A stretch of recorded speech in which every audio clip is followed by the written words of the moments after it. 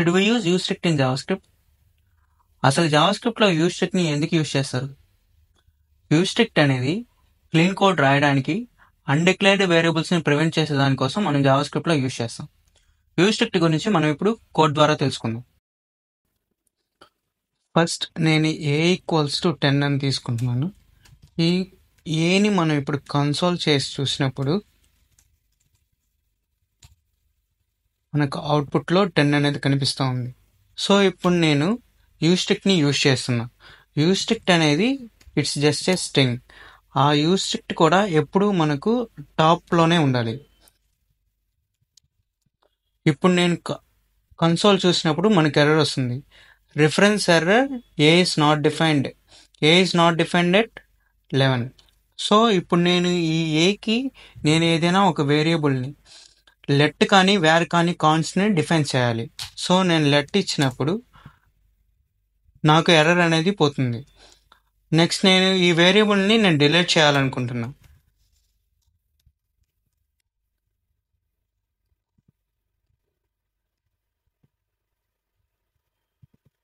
So మనం యూస్ట్రిక్ట్ use చేసినప్పుడు మనం ఏ వేరియబుల్స్ని డిలీట్ చేయలేం. నెక్స్ట్ నేను ఇప్పుడు ఒక ఫంక్షన్ తీసుకుంటున్నాను. ఆ ఫంక్షన్కి నేను రిజల్ట్ అని నేమింగ్ ఇస్తున్నాను. దానికి నేను ఒక 2 పారామీటర్స్ ఇస్తున్నా, x, y. ఈ ఫంక్షన్లో some equals to x plus y. నేను ఈ సమ్ని కన్సోల్ చేస్తున్నాను.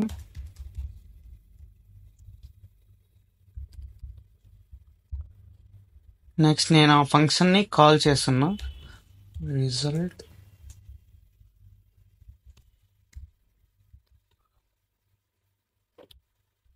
నేను ఈ కోడ్ని రన్ చేసినప్పుడు నాకు ఏ అనే వేరియబుల్ కన్సోల్ అవుతుంది. ఈ ఫంక్షన్ ఎగ్జిక్యూట్ అవ్వట్లేదు. ఈ ఫంక్షన్ లోపల కన్సోల్ డాట్ లాగ్ సమ్ అనే దగ్గర మనకి ఎర్రర్ వస్తుంది. చూడండి, reference error sum is not defined at line number 15. ఎందుకు అలాగా? నేను ఈ సమ్ అనే వేరియబుల్ని నేను డిక్లేర్ చేయట్లేదు. నేను సపోజ్ దీనికి ఒక వేర్ అనే దాంతో డిక్లేర్ చేశాను అనుకోండి, నాకు ఆ సమ్ అనేది నాకు కన్సోల్ అవుతుంది.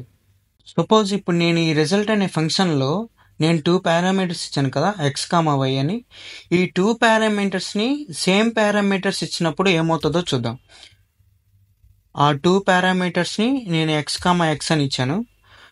నేను కన్సోల్లో చూస్తే నాకు ఎర్రర్ వస్తుంది. సో యూస్ట్రిక్ట్ యూజ్ చేసినప్పుడు ఒక ఫంక్షన్లో సేమ్ పారామీటర్స్ని ఇవ్వకూడదు. కంటెంట్ నచ్చితే లైక్ చేయండి, షేర్ చేయండి. ఇలాంటి మరెన్నో వీడియోస్ కోసం మా ఛానల్ని సబ్స్క్రైబ్ చేయండి.